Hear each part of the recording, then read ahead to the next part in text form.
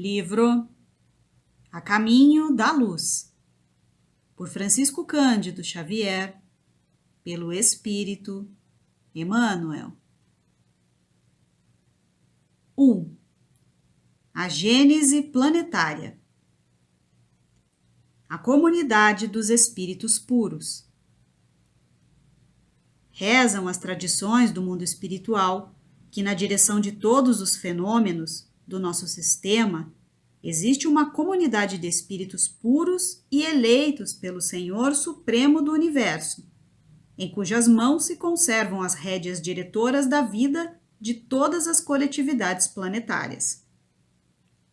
Essa comunidade de seres angélicos e perfeitos, da qual é Jesus um dos membros divinos, ao que nos foi dado saber, apenas já se reuniu nas proximidades da Terra para a solução de problemas decisivos da organização e da direção do nosso planeta por 2 vezes no curso dos milênios conhecidos.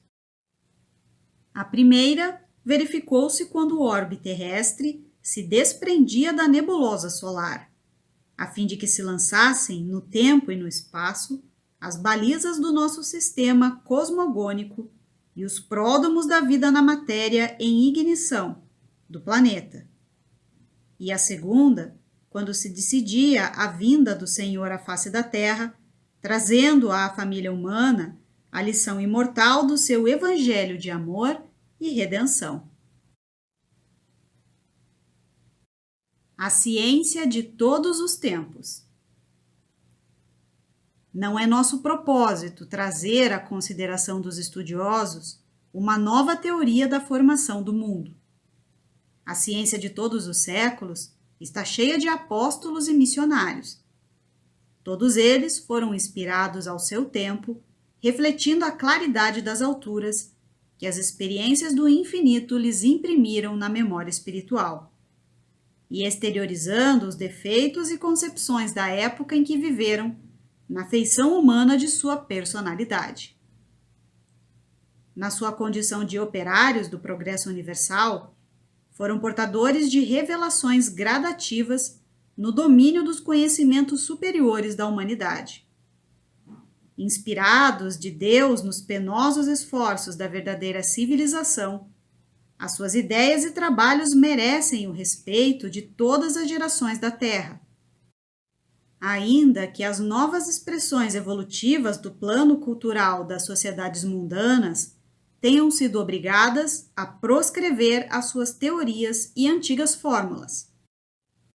Lembrando, porém, mais detidamente de quanto souberam receber a intuição da realidade nas perquirições do infinito, busquemos recordar o globo terráqueo nos seus primeiros dias.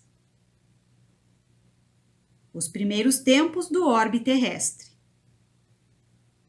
Que força sobre-humana pôde manter o equilíbrio da nebulosa terrestre, destacada do núcleo central do sistema, conferindo-lhe um conjunto de leis matemáticas, dentro das quais se iam manifestar todos os fenômenos inteligentes e harmônicos de sua vida, por milênios de milênios. Distando do Sol cerca de 149.600.000 quilômetros, e deslocando-se no espaço com a velocidade diária de 2.500.000 quilômetros, em torno do grande astro do dia, imaginemos a sua composição nos primeiros tempos de existência como planeta. Laboratório de matérias ignescentes, o conflito das forças telúricas e das energias físico-químicas opera grandiosas construções do teatro da vida, no imenso cadinho onde a temperatura se eleva, por vezes, a 2.000 graus de calor, como se a matéria colocada num forno incandescente estivesse sendo submetida aos mais diversos ensaios, para examinar-se a sua qualidade e possibilidades na edificação da nova escola dos seres. As descargas elétricas, em proporções jamais vistas da humanidade, despertam estranhas comoções no grande organismo planetário, cuja formação se processa nas oficinas do infinito. A criação da Lua. Nessa computação de valores cósmicos em que laboram os operários da espiritualidade sobre a orientação misericordiosa do Cristo, delibera-se a formação do satélite terrestre. O programa de trabalhos a realizar-se no mundo requeria o concurso da Lua, nos seus mais íntimos detalhes. Ela seria a âncora do equilíbrio terrestre nos movimentos de translação que o globo efetuaria em torno da sede do sistema.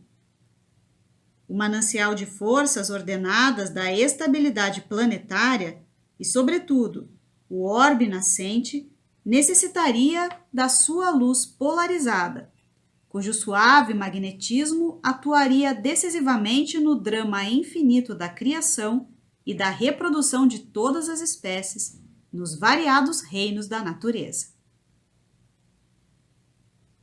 A solidificação da matéria. Na grande oficina surge, então, a diferenciação da matéria ponderável, dando origem ao hidrogênio. As vastidões atmosféricas são um amplo repositório de energias elétricas e de vapores que trabalham as substâncias torturadas no orbe terrestre. O frio dos espaços atua, porém, sobre esse laboratório de energias incandescentes, e a condensação dos metais verifica-se com a leve formação da crosta solidificada. É o primeiro descanso das tumultuosas comoções geológicas do globo. Formam-se os primitivos oceanos, onde a água tépida sofre pressão difícil de descrever-se. A atmosfera está carregada de vapores aquosos e as grandes tempestades varrem, em todas as direções, a superfície do planeta, mas sobre a Terra o caos fica dominado como por encanto. As paisagens aclaram-se, fixando a luz solar que se projeta nesse novo teatro de evolução e vida. As mãos de Jesus haviam descansado após o longo período de confusão dos elementos físicos da organização planetária. O divino escultor. Sim, ele havia vencido todos os pavores das energias desencadeadas, com as suas legiões de trabalhadores divinos. Lançou o escropo da sua misericórdia sobre o bloco de matéria informe, que a sabedoria do Pai deslocara do sol para as suas mãos augustas e compassivas. Operou a escultura geológica do orbe terreno, talhando a escola abençoada e grandiosa, na qual o seu coração haveria de expandir-se em amor, claridade e justiça. Com os seus exércitos de trabalhadores devotados, estatuiu os regulamentos dos fenômenos físicos da Terra, organizando-lhes o equilíbrio futuro na base dos corpos simples de matéria, cuja unidade substancial os espectroscópios terrenos puderam identificar por toda parte no universo galáxico. Organizou o cenário da vida, criando, sobre as vistas de Deus, o indispensável à existência dos seres do porvir. Fez a pressão atmosférica adequada ao homem, antecipando-se ao seu nascimento no mundo, no curso dos milênios. Estabeleceu os grandes centros de força da ionosfera e da estratosfera, onde se harmonizam os fenômenos elétricos da existência planetária, e edificou as usinas de ozônio a 40 e 60 quilômetros de altitude para que filtrassem convenientemente os raios solares, manipulando-lhes a composição precisa à manutenção da vida orgânica no orbe. Definiu todas as linhas de progresso da humanidade futura, engendrando a harmonia de todas as forças físicas que presidem ao ciclo das atividades planetárias. O Verbo na criação terrestre.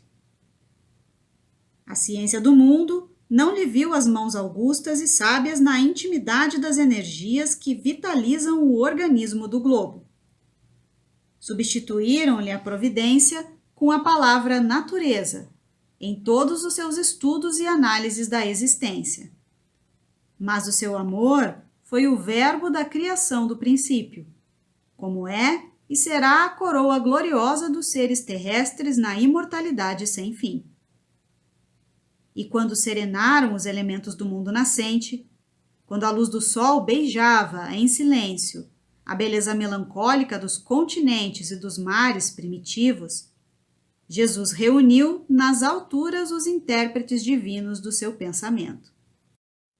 Viu-se então descer sobre a terra, das amplidões dos espaços ilimitados, uma nuvem de forças cósmicas que envolveu o imenso laboratório planetário em repouso. Daí a algum tempo, na crosta solidificada do planeta, como no fundo dos oceanos, podia-se observar a existência de um elemento viscoso que cobria toda a Terra. Estavam dados os primeiros passos no caminho da vida organizada.